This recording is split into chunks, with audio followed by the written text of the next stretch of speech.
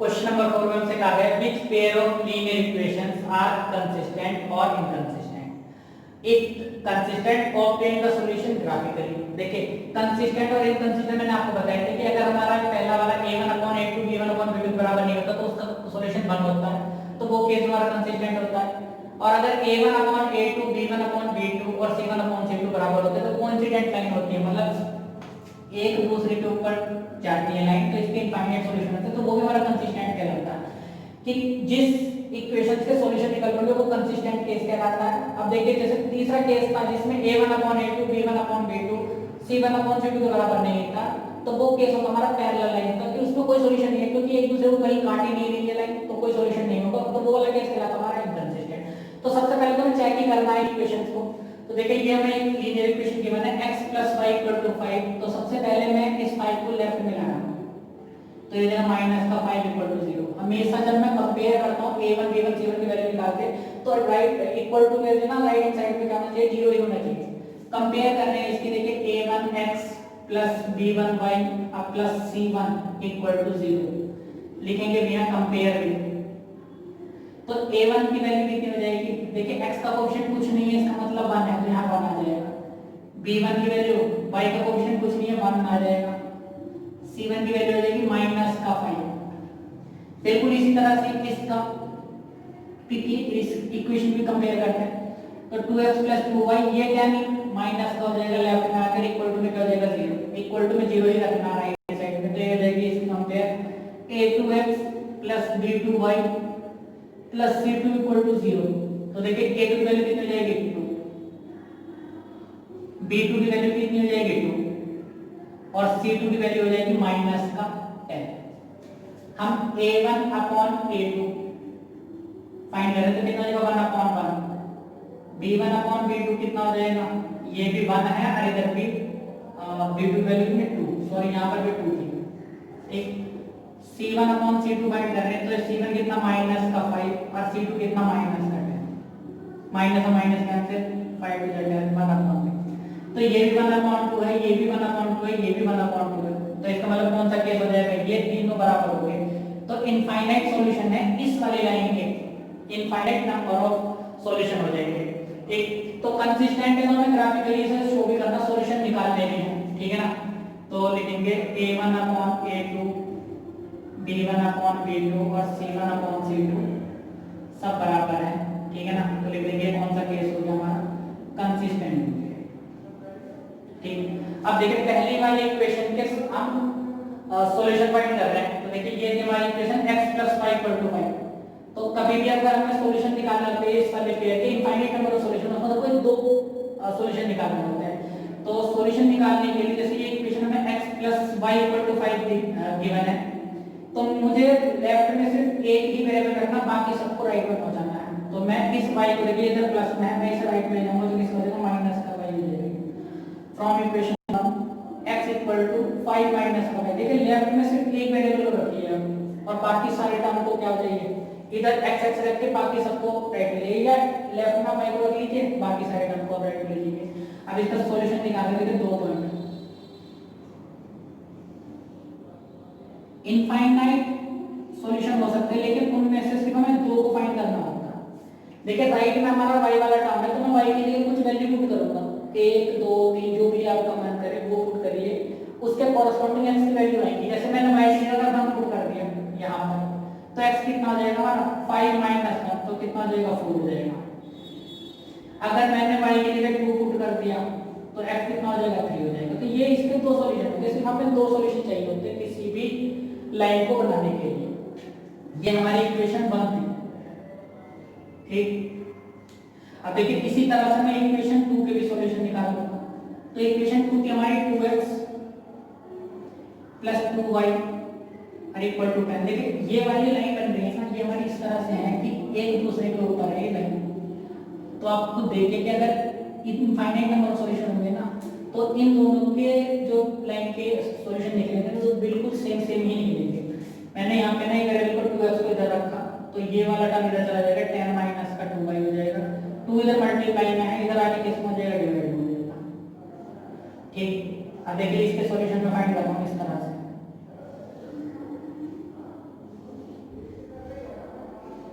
ये x ये वाला, मैंने y की जगह ना 3 पुट कर दिया, तो देखिए 10 माइनस 2 3 6, तो 10 माइनस 6 कितना हो जाएगा 4, 4 में अपॉन में 2 है तो कितना हो जाएगा 2 हो जाएगा। अगर मैंने y की जगह 2 पुट कर दिया तो 10 माइनस 2 टू द 4, तो 10 माइनस 4 कितना हो जाएगा 6 हो जाएगा, अपॉन में क्या है 2 है, तो कितना हो जाएगा इसका सॉल्यूशन 3 हो जाएगा। x की वैल्यू देखिए x equal to 10 minus 2 multiplied में अपॉन में 2 था, 10 माइनस 4 अपॉन 2 6 अपॉन 2 कितना हो जाएगा 3, तो 3 आ गया। अब देखिए इन दोनों लाइन को हम प्लॉट कर रहे हैं ग्राफ पे, तो देखिए ये तो हमारी हो गई y एक्सिस और ये हो जाएगी हमारी x एक्सिस। देखिए ग्राफ पे ना हमारा बिल्कुल बढ़िया बनेगा डायग्राम, यहाँ पे थोड़ा टेढ़े मेढ़े रहते लाइन, देखिए छोटी छोटी वैल्यू है नंबर हमारी 1 2 3 4, तो मैं इसे एक एक सेंटीमीटर के डिस्टेंस को 1 2 3 4 5 6 बिल्कुल इक्वल डिस्टेंस होना चाहिए, 1 2 3 4 5 6 इस तरह से लीजिए, ये हमारा ओरिजिन हो गया इस तरह से, तो ये हमारी y एक्सिस ये हो जाएगी x एक्सिस। देखिए सबसे पहले मैं इस वाली लाइन को ड्रॉ कर रहा हूं, तो देखिए x पे 4 है y पे 1 चलना है, ये वाला पॉइंट में प्लॉट करना 4 1 x 4 है y 1 है, तो x एक्सिस में 4 चला y पे 1, इसके साथ देखिए 4 के सामने y के सामने ये हो जाएगा ये वाला 4 1 3 2, तो देखिए x एक्सिस पे 3 चले और y पर 2 चले, ये रहा 3 2, इन दोनों लाइन को मिलाना है, इन दोनों लाइन को जब मैं मिलाऊंगा तो देखिए क्या बनेगा, ये हमारा इस तरह से ऐसे जाएगी 3 2 ये ना, और ये लाइन ऐसे और इस आइसो की जाएगी ऐसे, इस तरह को आप करना है, ठीक है ना। तो ये वाली लाइन बनी हमारी, ये बन गई x इक्वल टू 5 माइनस का y, नाम भी लिख देते हैं, ठीक। इन वाले को हम प्लॉट करते हैं 2 3, तो x एक्सिस पर चले 2 ये रहा और y पर चलेंगे हम 3, तो इसके सामने देखिए ये वाला पॉइंट हो जाएगा 2 3 हो जाएगा, इसी लाइन पर आएगा वो, ठीक। और दूसरा पॉइंट होगा 3 2, तो 3 2 हमारा पहले से ही है, तो इन दोनों पॉइंट को मिलाएंगे ना, फिर दोबारा से इसी के ऊपर एक लाइन बनाएंगे इस तरह से। मैंने आपको बताया था ये वाला जो केस है हमारा, वो ये वाला केस है कोइंसिडेंट लाइन, मतलब एक लाइन के ऊपर दूसरी वाली लाइन जरूर जाएगी इस तरह से, तो इसके इनफाइनाइट सॉल्यूशन हो गए, तो सभी सॉल्यूशन मतलब जितने पॉइंट इस लाइन पर आ रहे हैं वो सब इसके क्या हो जाएंगे सॉल्यूशन हो जाएंगे, तो ये इसका ग्राफ हो जाएगा। सेकंड पार्ट में हमें इक्वेशन गिवन है x - y = 8 और सेकंड इक्वेशन है 3x - 3y = 16। तो देखिए ये हमारा इक्वल टू में 8 लिखा हुआ है, तो मैं इसे लेफ्ट में ला रहा हूं, तो किसका हो जाएगा माइनस का 8 हो जाएगा, इक्वल टू में क्या हो जाएगा 0 हो जाएगा, ठीक है ना। बिल्कुल इसी तरह से मैं 16 को लेफ्ट में लाऊंगा तो कितना आ जाएगा माइनस का 16 और इक्वल टू में कितना आ जाएगा 0, ठीक है ना। आपको एक लाइन बात करना है, ये सब मैंने डायरेक्ट लिख दिया। अब देखिए यहां से मैं ना a1 b1 c1 की वैल्यू फाइंड कर रहा हूं, तो देखिए a1 कितना हो जाएगा, x का कोएफिशिएंट होता है ना हमारा, कंपेयर कर रहे हैं a1x + b1y + c1 = 0 से, तो देखिए a1 हमारा कितना हो जाएगा 1, कि x का कोएफिशिएंट कितना 1 है, b1 कितना हो जाएगा हमारा माइनस का 1 क्योंकि माइनस भी लगा हुआ है, c1 हमारा कितना हो जाएगा माइनस का 1।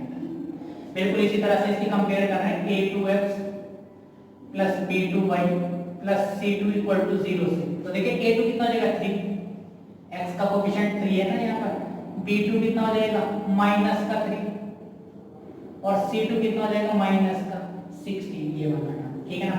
सबसे पहले मैं a1/a2 फाइंड कर रहा हूं, तो वो हो जाएगा हमारा 1/3, b1/b2 फाइंड कर रहा हूं, तो b1 हमारा कितना माइनस का 1 और b2 कितना माइनस का 3, माइनस माइनस कैंसिल 1/3, c1/c2, तो c1/c2 कितना माइनस का 8 और अपॉन में 16, तो ये हो जाएगा 16 का सॉरी 8 बन जाएगी, 8 × 16 तो 1/2 हो जाएगा। अब देखिए ये वाला टर्म तो इसके बराबर है लेकिन ये इसके इक्वल नहीं है, तो ये कौन सा केस हो गया, a1/a2 जो है वो b1/b2 के तो बराबर है, ये दोनों तो बराबर है, लेकिन c1/c2 के बराबर नहीं है, ठीक है ना। तो ये तीसरा केस हो गया हमारा पैरेलल है, ये क्या होता है हमारा इनकंसिस्टेंट होता है, मतलब इसका इन दोनों इक्वेशन की कोई सॉल्यूशन नहीं है, एक दूसरे को कभी ये क्या करेंगे काटेंगे नहीं, बिल्कुल पैरेलल चलती चली जाएंगे, ठीक है ना। तो ये वाला केस हमारा इनकंसिस्टेंट हो गया। इनकंसिस्टेंट के केस में हमें ग्राफिकली सॉल्व नहीं करना, सिर्फ कंसिस्टेंट होगा तभी हमें ग्राफिकली सॉल्यूशन फाइंड करना। नेक्स्ट पार्ट में देखते हैं, इसमें हमें इक्वेशन मिल रहा है 2x + y - 6 = 0। तो इसकी कंपेयर करें, देखिए a1x + b1y + c1 = 0 से। तो a1 कितना हो जाएगा 2, ठीक है। b1 कितनी हो जाएगा, देखिए y के साथ मल्टीप्लाई में क्या 1 है तो y b1 हो जाएगा हमारा 1। c1 कितना हो जाएगा -6, ठीक। यहां से हम कंपेयर कर रहे हैं a2x + b2y + c2 = 0।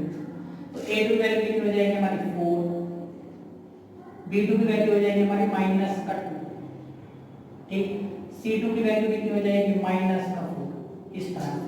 फिर दोबारा से देखिए a1 अपॉन a2 फाइंड कर रहे हैं, तो वो हो जाएगा 2/4, 2 1 जा 2, 2 2 जा 4, तो कितना जाएगा 1/2। b1 अपॉन b2 फाइंड कर रहे हैं, तो b1 कितना 1 और b2 कितना -1। देखिए ये तो प्लस का 1/2 होता है, ये माइनस का 1/2 होता है, ये दोनों इक्वल नहीं है, ठीक है ना। फिर भी c1 अपॉन c2 फाइंड कर देते हैं, c1 अपॉन c2 भी हो जाएगा -6 अपॉन -4, माइनस और माइनस कैंसिल, 3 2 जा 6, 3 2 2 जा 4, 2 3 जा 6, तो हो जाएगा 3/2। पहला वाला केस देखिए ना, a1 upon a2 is not equal to b1 upon b2। तो ये वाला केस कौन सा होता है, कंसिस्टेंट का होता है, कंसिस्टेंट है पहला वाला केस। इसका वन सॉल्यूशन रहेगा कि ये लाइन एक दूसरे को 1 पॉइंट पर काट रहे होंगे।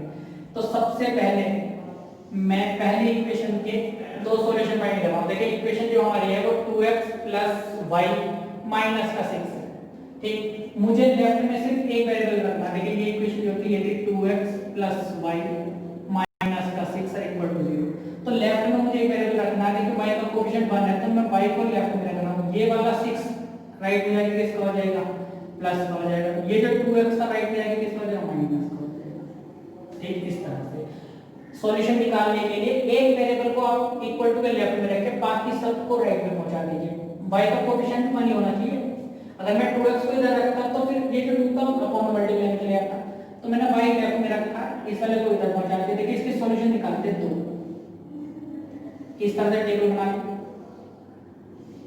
शॉर्ट में कर रहा हूं मैं। देखिए x की जगह वैल्यू पुट करेंगे इस बार, क्योंकि हमारा इक्वल टू के इधर में क्या होगा 6 - 12, तो मैं x की जगह वैल्यू पुट कर रहा हूं। तो x की जगह मैंने 1 पुट कर दिया, तो देखो y की कितनी वैल्यू है, 6 - 2 मल्टीप्लाई 1, 2 1 जा 2, 6 - 2 कितना आ जाएगा 4, तो y की वैल्यू 4 हो जाएगी। अगर मैं x की जगह 2 पुट कर दूं तो कितना हो जाएगा, 6 - 2 जा 4, तो 6 - 4 कितना बचेगा, 2 बचेगा, तो y की वैल्यू हमारी 2 हो जाएगी। तो पहले वाली इक्वेशन के दो सॉल्यूशन मैंने ये फाइंड कर लिए। इसी तरह से मैं दूसरे इक्वेशन के सॉल्यूशन फाइंड कर रहा हूं।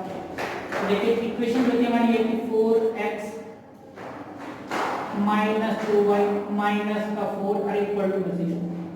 यहाँ पे मैंने 4x वाले लेफ्ट में रहने दिया, ये वाला टर्म मैंने राइट में भेज दिया, तो कितना हो जाएगा, देखिए प्लस का 2y हो जाएगा, और ये वाला 4 भी राइट में जाएगा, प्लस का 4 हो जाएगा।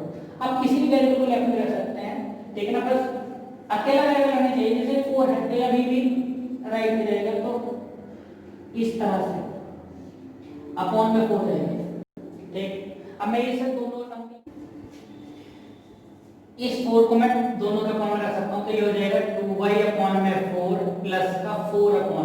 तो देखिए 2 1 जा 2, 2 2 जा 4, तो x कितना हो जाएगा 1/2y, और ये हो जाएगा 4 1 जा 4, ये हो जाएगा 4, ठीक है ना। तो इसका सॉल्यूशन फाइंड करना है। देखिए तो मैंने एक टेबल बना दी, यहाँ लिख दिया मैंने x y यहाँ पे, ठीक है ना। तो देखिए इस बार हमारा राइट हैंड साइड में कौन सा वेरिएबल है, y है, तो मैं y की जगह वैल्यू पुट कर दूंगा। तो देखिए सबसे पहले मैंने y की जगह 2 वैल्यू पुट कर दी। देखिए x की वैल्यू कितनी जाएगी, x = 1/2 मल्टीप्लाई 2 प्लस 1, तो 2 1 जा 2, तो कितना आ जाएगा, ये 1 मल्टीप्लाई 1 1 और प्लस 1, तो कितना आ जाएगा 2, तो x की वैल्यू हमारी 2 हो जाएगी। अब मैं y की जगह वैल्यू पुट कर रहा हूं 4, तो देखिए x कितना आ जाएगा, x = 1/2 मल्टीप्लाई 4 प्लस 1, 2 2 जा 4, तो कितना आ जाएगा 2 + 1 = कितना आ जाएगा 3 हो जाएगा। तो इस तरह से मैंने दोनों ग्राफ के दोनों इक्वेशन के सॉल्यूशन फाइंड कर लिए दोनों। अब हम ग्राफ बना रहे हैं और ग्राफ से इसका सॉल्यूशन फाइंड करेंगे इन दोनों लीनियर इक्वेशन का। तो ये हो गई हमारी x एक्सिस और ये हो गई हमारी y एक्सिस। देखिए 1 1 की दूरी ले लेते हैं 1 सेंटीमीटर में, ये तो ओरिजिन हो गया 1 2 3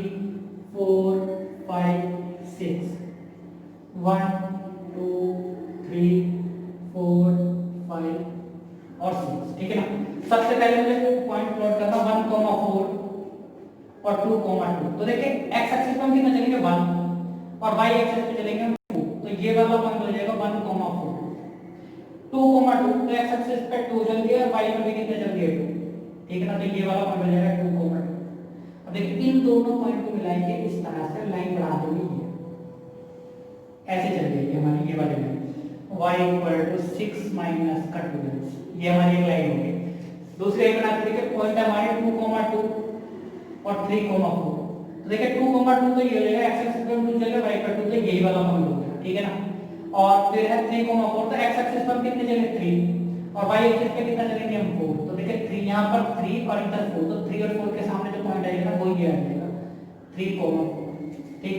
इन दोनों पॉइंट्स को मिलाना है हमें। देखिए पहले तो ये दोनों मिलाए इस तरह से, हमारी लाइन ये बनी इस तरह से, ठीक है ना।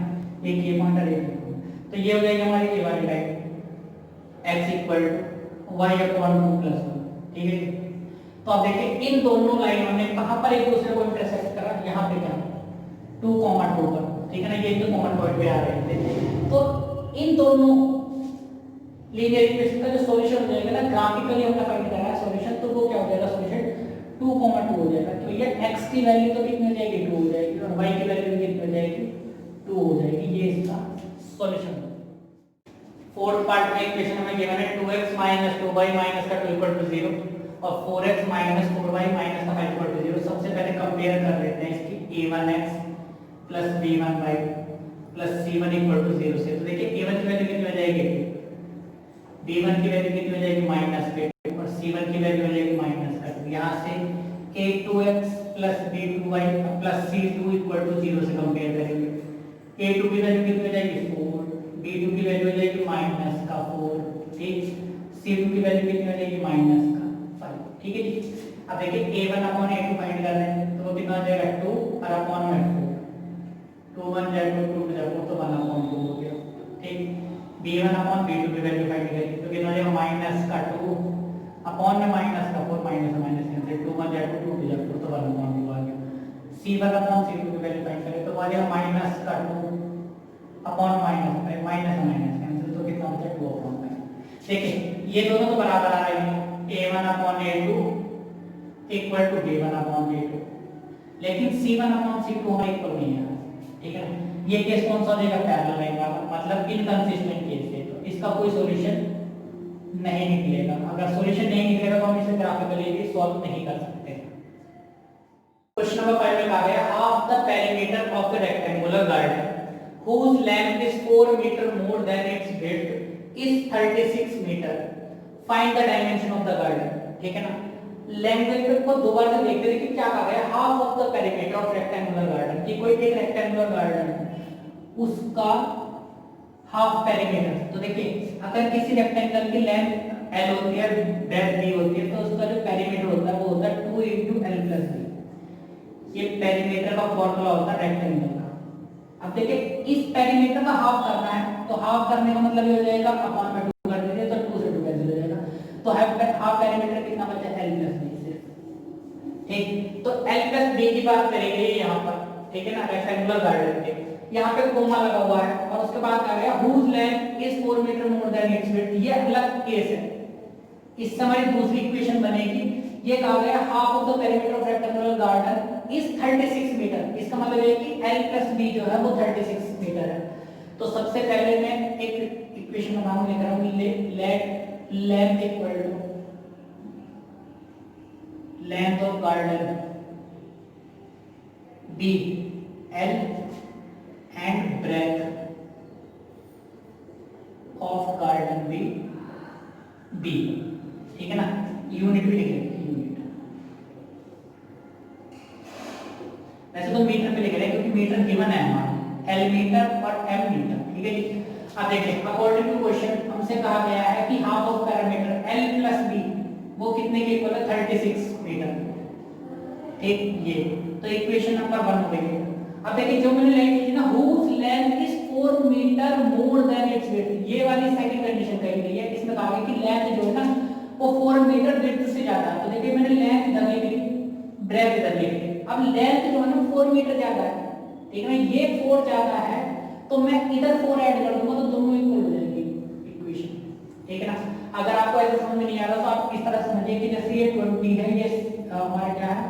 16 कि लेंथ जो है ना, ये लेंथ है, ये ब्रेड्थ है, तो ये 4 ज्यादा है भैया, 4 ज्यादा है ना 16 का, तो मैं अगर इसमें 4 ऐड करूंगा तो दोनों क्या हो जाएंगे, इक्वल हो जाएंगे।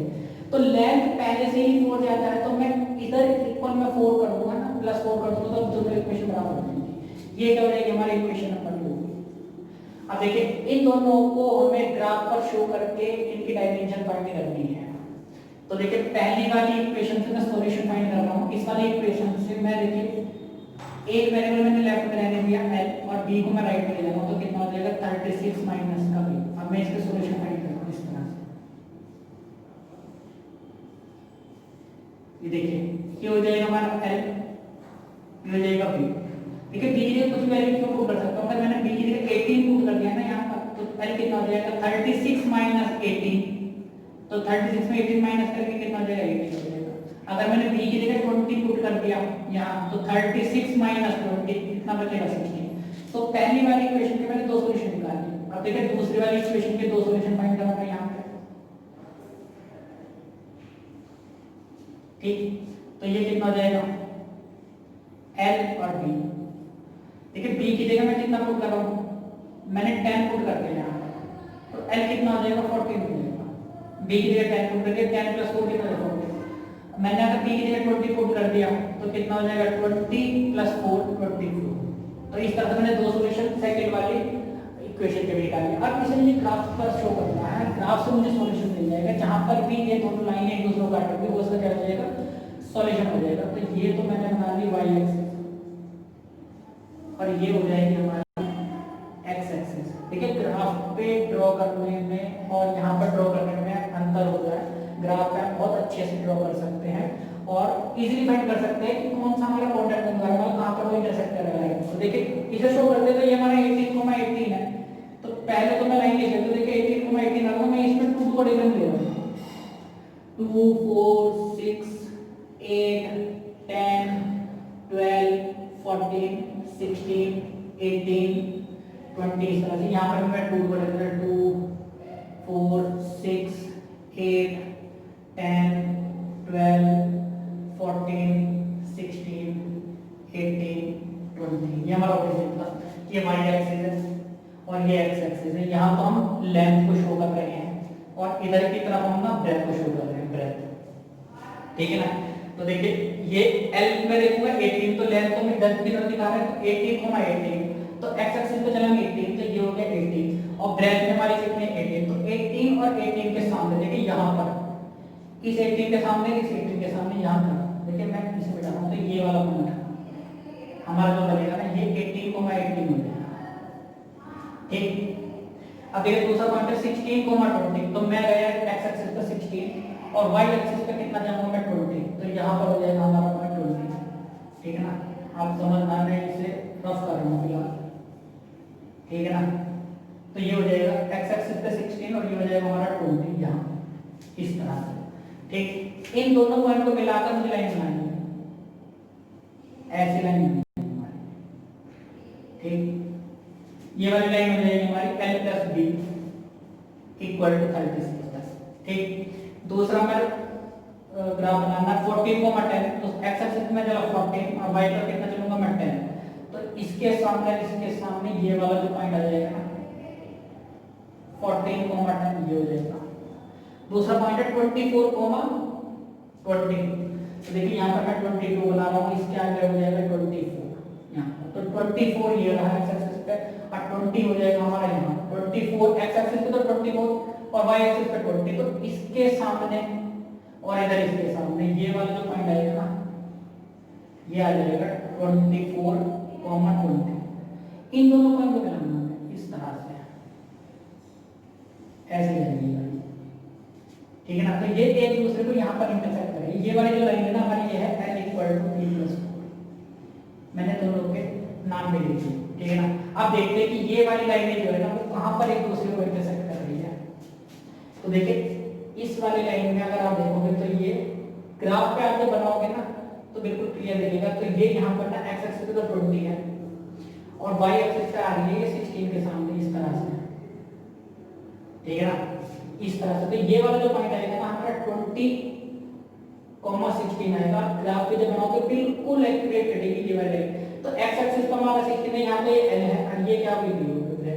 तो इस वाले ग्राफ से हमें सॉल्यूशन मिलेगा कि ये सो लेंथ इक्वल टू तो हो जाएगी हमारी 20 मीटर, ठीक है ना, और ब्रेड्थ जो हो जाएगी इसकी वो हो जाएगी 16 मीटर, क्योंकि पहला वाला जो पॉइंट है इस एक्सेलरेशन पर 20 है, ठीक है ना, 20,16 तो एल तो जो कि v ऊपर की तरफ कितना 16, 20,16 ये वाला पॉइंट आएगा। तो एल होगी 20, v कितनी हो जाएगी हमारी 16 मीटर। क्वेश्चन नंबर 6 में कहा गया है given the linear equation 2x + 3y - 8 = 0। ये एक इक्वेशन गिवन है।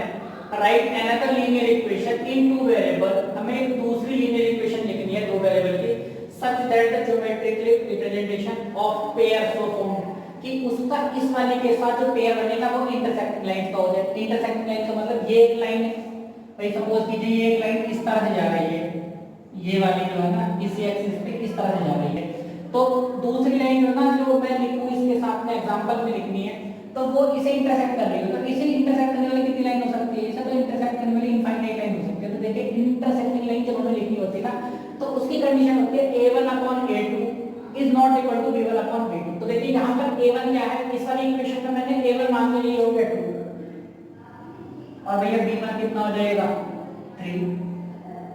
तो मुझे तो इस तरह से रखनी है दूसरी वाली इक्वेशन कि a1/a2 वो b1/b2 के इक्वल ना हो जाए। तो वो वाली इक्वेशन वो वाली लाइन क्या हो जाएगी, इंटरसेक्टिंग लाइन हो जाएगी। इनफाइनाइट नंबर ऑफ लाइन हो सकती है, आप कुछ भी लिख सकते हैं। इसके एग्जांपल में मैंने ऐसे लिख दिया कि 7x + 5y और प्लस का 10 इक्वल टू 0। अब आप देखिए ये हमारा a2 हो गया 7, b2 हो गया 5, ठीक है ना। तो आप देखिए a1 हमारा कितना था 2 और अपॉन में कितना आ गया 7, तो ये a1/a2 हो गया। b1/b2 कितना हो जाएगा, हो जाएगा देखिए 3 और अपॉन में कितना हो जाएगा 5। तो क्या ये दोनों बराबर नहीं है, तो इसका मतलब ये इंटरसेक्ट नहीं होगी। आप x और y के बेसिकली x और y के जो कोएफिशिएंट है ना वो कुछ भी रख दीजिए और प्लस कर दिए कुछ भी, तो वो उसकी इंटरसेक्टिंग लाइन हो जाएगी। आप ये भी कर सकते थे कि इसके कोएफिशिएंट इंटरचेंज कर दिए, ये भी हो सकती थी कि 3x + 2y, ऐसे सिंपल है, कुछ भी लिख दीजिए, माइनस का माइन लिख दीजिए इक्वल टू 0, -10 प्लस का 1 प्लस का 2। कांस्टेंट टर्म से कोई मतलब नहीं है, हमें सिर्फ इससे मतलब है कि देखिए ये 2/3 हो जाएगा x का कोएफिशिएंट और y का कितना हो जाएगा 3/2। तो ये तो बिल्कुल नहीं है, तो ये कैसे लाइन हो जाएगी हमारी, ये वाली हो जाएगी हमारी जो एक इंटरसेक्टिंग लाइन वाला केस हो जाएगा, ठीक है ना। ये वाला केस चेक करना है सिर्फ हम, कोई भी इनफाइनाइट नंबर ऑफ लाइन लिख सकते हैं। तो मैंने आपको दो एग्जांपल लिख दिया, आप अपनी तरफ से भी लिख सकते हो कुछ भी, x का कोएफिशिएंट कुछ भी रखिए, y का कोएफिशिएंट कुछ भी रखिए, ठीक है ना, प्लस एक कांस्टेंट टर्म लगा के इक्वल टू में 0 लिख दीजिए। तो पहले वाला पार्ट का सॉल्यूशन तो ये हो जाएगा इंटरसेक्टिंग लाइन। जब पहले लाइन वाली केस वाली बात आती है तो उसमें ये होता है कि a1/a2 b1/b2 is not equal to c1/c2। तो अब सबसे बड़ी अच्छी बात है कि ये जो दे रखे ना x और y के कोएफिशिएंट इन्हें ये लेने दीजिए, ठीक। आप ये जो माइनस का 8 है ना इसके लिए कुछ भी लिख दीजिए, मैंने माइनस का 7 लिख दिया इक्वल टू 0। आप माइनस का 6 लिख दीजिए, माइनस का 4 लिख दीजिए, कुछ भी लिख दीजिए आप, ठीक है ना। ये वाला केस हो जाएगा हमारा, ये वाली लाइन और ये वाली लाइन ना हमारी पैरेलल लाइन होगी। आप देख लीजिए a1 b1 तो ये हो गया हमारे, a2 b2 हमारे ये हो गए, a2 इक्वल टू कितना हो गया 2, b2 कितना हो गया 3 और यहाँ c2 कितना हो गया -का 2। तो देखिए a1/a2 तो 2/2 1/1 आ जाएगा, b1/b2 कितना हो जाएगा 3/3 तो 1/1। तो देखिए दोनों बराबर हो गए, लेकिन c1/c2 पर हमें जो ना इसके इक्वल नहीं रखना है, तो 1/1 नहीं आना चाहिए, बाकी चाहे कुछ भी आ जाए। तो मैंने माइनस का 8/-, तो देखिए ये 2/1 आना, तो ये इसके इक्वल नहीं है, तो ये तो इक्वल है, ये इक्वल नहीं है। तो इसका मतलब ये क्या कैसी लाइन हो जाएगी हमारी, इस वाली लाइन के पैरेलल हो जाएगी। तो हमें कुछ नहीं करना, सिर्फ कांस्टेंट टर्म को, ये जो कांस्टेंट टर्म है ना ये वाला -8 दिया होता है, इस -8 की जगह कुछ भी पुट कर दीजिए, कुछ भी, ठीक है ना। अब -8 को छोड़ के तो वो जो लाइन हो जाएगी ना इस वाली लाइन की क्या हो जाएगी, पैरेलल लाइन हो जाएगी। इनफाइनाइट नंबर ऑफ लाइन हो सकती है। देखिए ये वाली लाइन होगी कोई, मैंने मान लिया कि ये जो लाइन थी ना 2x + 3y ये वाली लाइन थी, तो इसके पैरेलल कितनी लाइन हो सकती है, इनफाइनाइट हो सकती है। सिर्फ कोएफिशिएंट ये हमारा कांस्टेंट टर्म बदलते चलेगा, ठीक। थर्ड वाला पार्ट देखते हैं।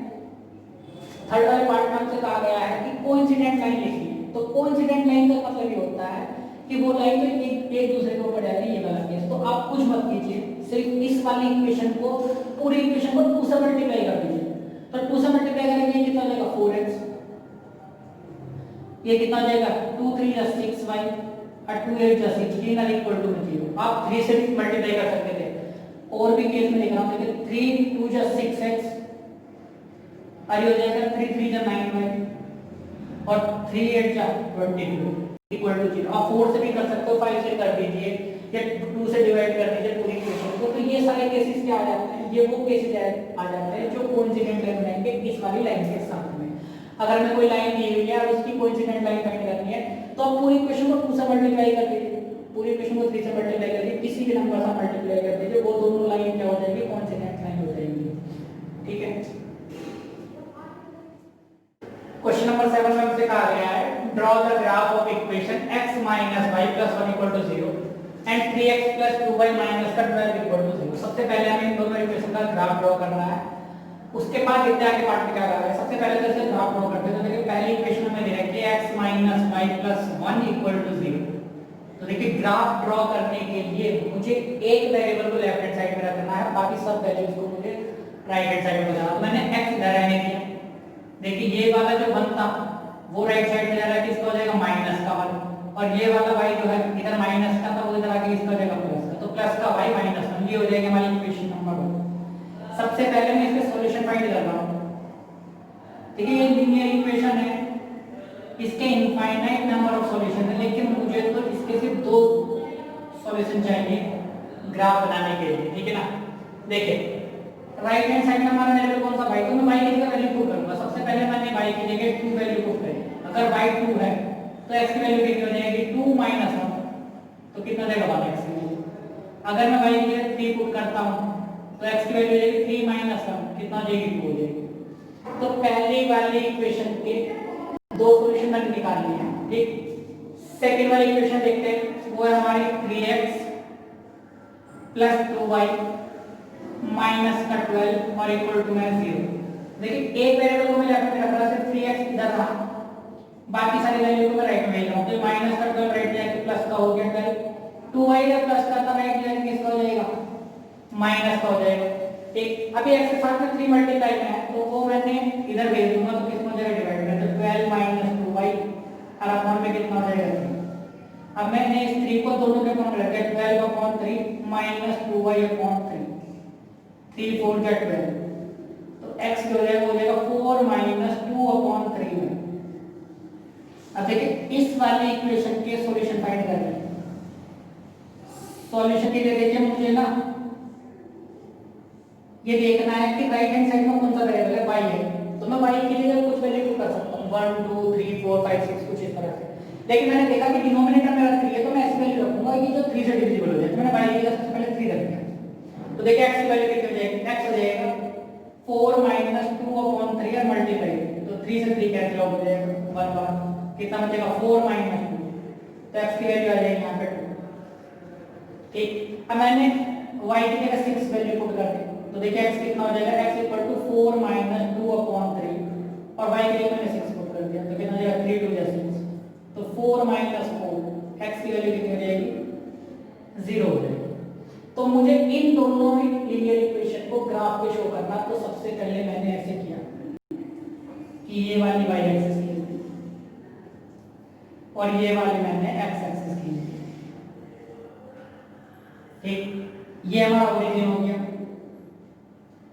ये x एक्सिस 1 2 3 4 5 6 7 8, इस तरह से 8 तक ले लिया हमने वैल्यू को, और यहाँ पे ले लिया हमने 1 2 3 4 5 6 7 8। माइनस में ले लेते हैं, माइनस का ये जो वैल्यू रहेगी -1 -2 -3, इधर -1 -2, इस तरह से। सबसे पहले हम इस वाले लीनियर इक्वेशन लाइन लिखते हैं, तो ये पॉइंट है 1, 2 और 2, 3। तो देखिए x एक्सिस पे कितना चलना 1 और y पे कितना चलना 2, तो x एक्सिस तो 1 ये रहा और y एक्सिस पे 2 ये रहा। इसके सामने 1 के सामने ये वाला जो पॉइंट आ जाएगा ये 1, 2 आ जाएगा 1, 2। अब देखिए दूसरा पॉइंट है 2, 3, तो मैं x एक्सिस पे कितना चलूंगा 2 ठीक है, ये रहा। और y एक्सिस पे चलो मैं 3, तो ये रहा मेरा। अब इस वाले पॉइंट के सामने, इस वाले पॉइंट के सामने ये वाला पॉइंट है जो 2,3 है, इस तरह से। तो मैं इस वाली लाइन को जब मिलाऊंगा ना, तो वो ये लाइन इस तरह हो जाएगी ऐसे, और यहां से होती है, ठीक है ना, ऐसे चली जाएगी। ठीक, ये वाली लाइन हो जाएगी हमारी ये x equal to y plus y minus, ठीक है ना, ये लाइन बन गई। अब दूसरी लाइन बना के देखिए, पॉइंट हमारे 2,3 और 0,6। तो सबसे पहले मैंने 2,3 मिला दिया, तो x एक्सिस पर हम गए 2, तो ये रहा। y एक्सिस पर हम चले 3, तो ये रहा 2,3 ये रहा, ठीक है ना, यही है। फिर देखते हैं दूसरा पॉइंट 0,6, तो x एक्सिस पर तो 0 ये रहा, और y एक्सिस पर हम चलेंगे 6, तो ये रहा, ठीक है ना, ये हो जाएगा हमारा 0,6। अब इन दोनों पॉइंट को मिलाते हैं इस तरह से, ठीक है ना, ऐसे, और ये जाएगा इस तरह से, इस तरह से जाएगा ये पॉइंट, ठीक। तो ये हमारे पॉइंट हो गए ये। अब हमसे देखिए क्या कहा गया, ये तो सॉल्यूशन हो गया, हमने जो ना ग्राफ बना दिया इन लाइन के। अब उनसे कहा गया determine the coordinates of the vertices of the triangle formed by these lines, ठीक है ना, इन लाइन से बनने वाला, और x एक्सिस कौन सी हमारी ये है, ठीक है ना, इन लाइन से और x एक्सिस से बनने वाला जो ट्रायंगल है ना, उसके हमें कोऑर्डिनेट्स बताने हैं, और शेड द रीजन ट्रायंगुलर, और ये वाला शेड करना है, ये देखिए ये वाला जो ना हमारा शेड कर दिया मैंने, ये हमारा ट्रायंगल बन रहा है, ये वाला, ठीक है, इतना इस लाइन ने, इन दोनों लाइन ने और x एक्सिस ने ये वाला एक ट्रायंगल बना दिया, ठीक है ना। और इसके मैं कोऑर्डिनेट्स बताने, तो देखिए इस एक कोऑर्डिनेट तुम्हारा कौन सा है, 2,3 है, ठीक, और इसके अलावा कौन कौन से कोऑर्डिनेट है हमारे, एक है हमारा माइनस का 1,0, और देखते हैं सर ग्राफ पे अगर आप बनाओगे तो बिल्कुल एक्यूरेट बनेगा ये। इसके जो सॉल्यूशन आ रहे हैं वो आ रहे हैं 4,0, हाँ ये रहा, ठीक है ना। आप तो ग्राफ पे बनाओगे बिल्कुल एक्यूरेट बनेगा, लेकिन यहाँ एक तो पॉइंट ये वाला है, तो ये हमारा पॉइंट कौन सा होगा, x एक्सिस पे कितना चल रहा है -1, और y एक्सिस पे कितना चल रहा है 0, ये वाला x एक्सिस पे कितना चल रहा है 4, और y एक्सिस पे कितना चल रहा है 0, और एक ये वाला है 2,3। तो देखिए हमें वर्टिसेस बताने थे इस वाले ट्रायंगल के, तो वर्टिसेस कौन कौन से हो जाएंगे, एक तो हो जाएगा 2,3, ठीक, एक हो जाएगा -1,0, और एक हो जाएगा 4,0, और इसे ट्रायंगुलर रीजन को हमें शेड भी करना था, तो ये हमने इसे शेड भी